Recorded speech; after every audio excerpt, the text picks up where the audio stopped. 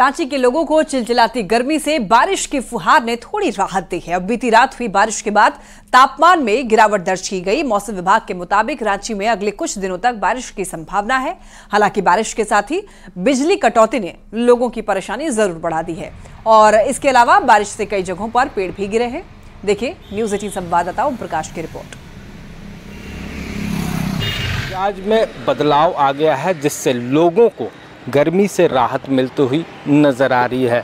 जाहिर तौर पर अगर बात की जाए तो राजधानी रांची सहित कई इलाकों में बारिश जो है वो कल देर शाम से देखने को मिल रही है और उस वजह से लोगों को गर्मी से राहत मिली है। लेकिन दूसरी तरफ अगर बात की जाए जो बिजली विभाग है उसकी तैयारियां जो पूर्व में की गई थी लोकल फॉल्ट को ठीक करने के लिए, उसकी पोल जो है वो पूरी तरह से खुल चुकी है क्योंकि कई जगहों पर पूरी रात जो है वो बिजली की आंख मिचौली जारी रही, जिससे कि लोगों को गर्मी से निजात प्रकृति ने तो दे दिया लेकिन जो बिजली विभाग है वो लोगों को राहत देती हुई नज़र नहीं आई है।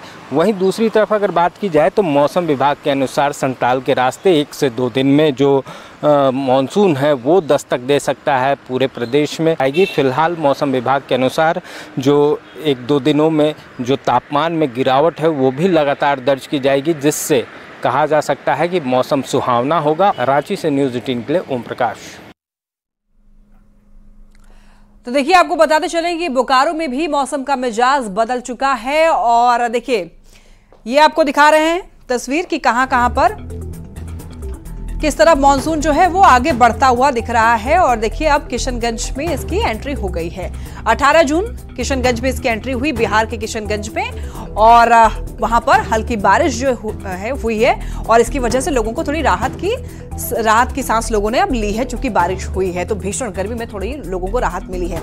ये पूरा मैप आप समझिए इस तरीके से कि किस तरीके से मानसून जो है वो बढ़ता हुआ इधर आया और बिहार के किशनगंज पहुंचा है। ये खबर हमने आपको पहले भी बताई थी कि बिहार के किशनगंज से मानसून की एंट्री होगी और उसके बाद फिर थोड़ी सी गर्मी से राहत लोगों को मिलेगी, राहत की बूंद की बारिश होगी और लोग जो है राहत की सांस ले पाएंगे। तो ये मैप इस तरीके से आप समझिए कि मानसून किस तरीके से एंट्री हुई है। पहले भी हमने आपको ये खबर दिखाई थी। देखिए बोकारो में भी मौसम का मिजाज जो है वो बदल चुका है। झमाझम बारिश से लोगों को गर्मी से राहत मिली है और जिले में प्री मानसून की बारिश शुरू हो चुकी है। बारिश से किसानों को भी काफी फायदा होने वाला है क्योंकि किसान धान की फसल की रुपाई कर पाएंगे। हालांकि कुछ घंटों की बारिश में नगर निगम की पोल भी खोलकर रख दी है। देखिए न्यूज़ 18 संवाददाता मृत्युंजय कुमार की रिपोर्ट। बोकारो में मौसम का मिजाज बिल्कुल बदल चुका है।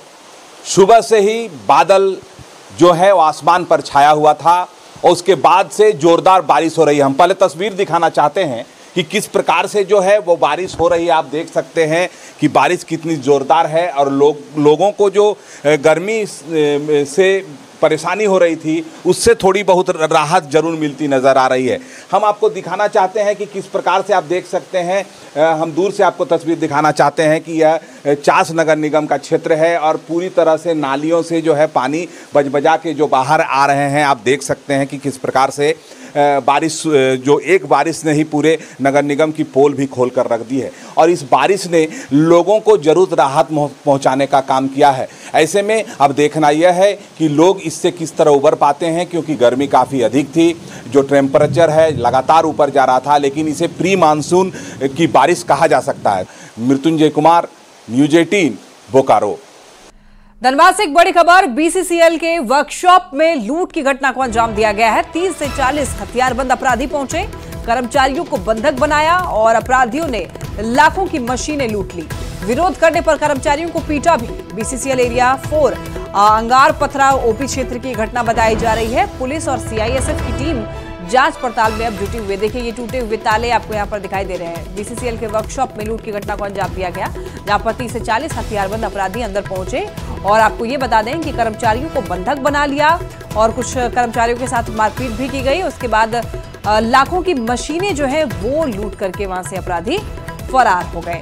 विरोध करने पर कर्मचारियों को पीटा भी गया और आपको बता दें कि ये मामला पुलिस के संज्ञान में है। पुलिस और सीआईएसएफ की टीम जांच पड़ताल में अब जुटी हुई है। ये कुछ तस्वीरें हैं लूटपाट के दौरान की जहां पर देखिए ताला तोड़ा गया और किस तरीके से वहां पर तबाही मचाई गई, उसकी ये कुछ तस्वीरें आप टीवी स्क्रीन पर देख पा रहे हैं।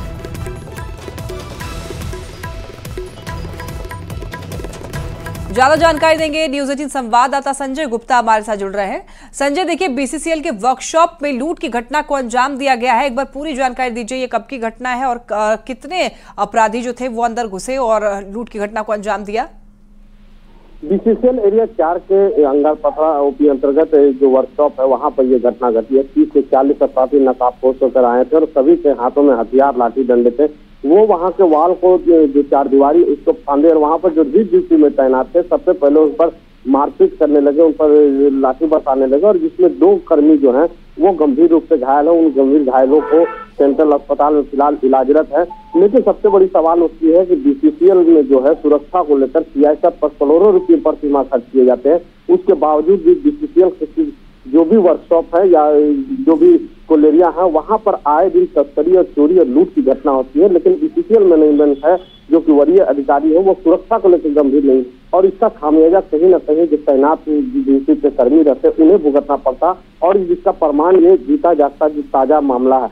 फिलहाल इस मामले में सीआईएसएफ और पुलिस जो है तो जांच कर रही है और अपराधियों को चिन्हित करने का प्रयास कर रही है। लेकिन सबसे बड़ा सवाल है कि बार बार जब घटनाएं होती है तो आखिर क्यों नहीं बीसीसीएल वहां पर सीआईएसएफ की तैनाती करती है ताकि ये घटनाएं रुके और साथ ही साथ जो बीसीसीएल के लाखों रुपए की संपत्ति चोरी होती है उसका भी वो बचाव करती है। लेकिन अब ये देखना है कि बीसीसीएल इस घटना के बाद भी सजग होती है या नहीं होती है, ये एक बड़ा सवाल है। लेकिन फिलहाल इस घटना से जो कर्मी है वो काफी डरे हुए हैं और उन्हें अब अपना ड्यूटी करने में भी डर का सामना करना पड़ रहा है। ठीक है संजय, बहुत धन्यवाद आपका तमाम जानकारियों के लिए। चलिए अब बात करेंगे जातीय सर्वेक्षण की। झारखंड में जातीय सर्वेक्षण का रास्ता अब लगभग साफ हो गया है।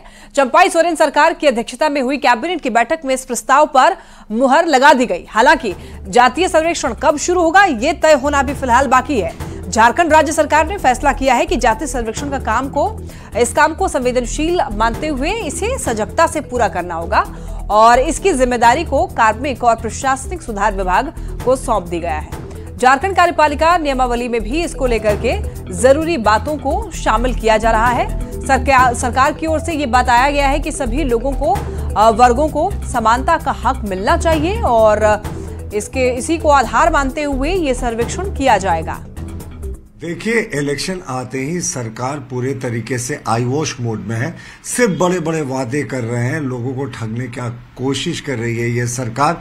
अब आप बताएं, जिस सरकार ने ओबीसी के लिए ट्रिपल टेस्ट सर्वोच्च न्यायालय में एफिडेविट देकर आज तक शुरू नहीं कराया, नगर निकाय का चुनाव नहीं करा पा रहे हैं, पंचायत चुनाव बिना पिछड़ों को आरक्षण दिए करा दिया, अब वो जातिगत जनगणना का ढोंग कर रहे हैं। हमारा मानना है कि ये सिर्फ और सिर्फ सरकार अपनी विफलता, भ्रष्टाचार के आरोप, हेमंत सोरेन के जेल जाना, आलमगीर आलम के जेल में बंद रहने से ध्यान बांटने की कोशिश कर रही है। और आज वो साबित भी हो गया कि हम लोग का इस पे साफ है, भाजपा सिर्फ ठगने का, छलने का और पिछड़े वर्ग के लोगों को हमेशा बेवकूफ बनाने का काम करती आई है। हम लोग अपने मुद्दे पे अडिग है, अपने मैनिफेस्टो पे अडिग है। जो हम लोगों ने वादा किया है हम लोग आने वाले 6 महीने में पूरा करके दिखाएंगे। और इसी के साथ बुलेटिन में इतना ही। एक नजर डालेंगे हेडलाइंस पर।